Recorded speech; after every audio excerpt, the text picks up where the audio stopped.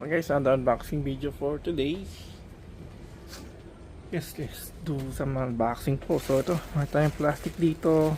Naka-plastic lang siya pero may nafe-feel tayong bubble wrap. So check natin.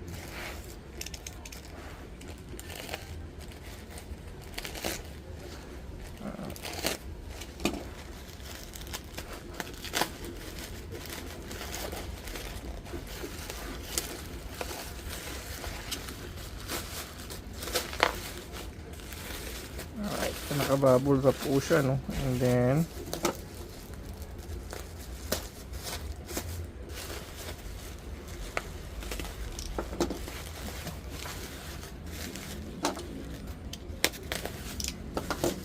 right. Okay. Ayan, balot siya. Oops. So meron tayo ditong spray gun, no? Thread type na siya guys. Ayan. O, sa ilalim, ano? Unlike iba kasi disalpak lang siya. Ayan. Ito ang kailangan natin i-check kung kasya to sa ating inko, no? Ang ganda ng hose niya, oh. Ito guys, kailangan ito kasya to sa inko natin. Anong metal ba to? Ano? Ang ganda ng hose niya, no? Clear, pero hindi natin sure kung magbabago yung texture nito. Or texture tuloy yung pinaka ano niya, no? Coating niya. Baka kasi pag sa katagalan naman nilaw siya. Ano? Ito. Tapos ito sakto to guys, pag hindi talaga siya. Ayan. Kaya lang ito yung malalaman natin kung sa inko to. Dalawa pa yung pinaka rubber seal nya.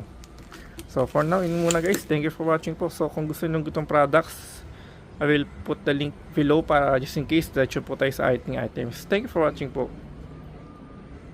So guys, since na i-unbox natin yung ating hose and then yung nozzle nya. So pasok siya guys kasi universal nga siya. Pasok talaga dito sa ating Inco HPWR1 1408GP, ano. Ayan, saka napakagad ng klase niya guys kasi nga manipis lang siya.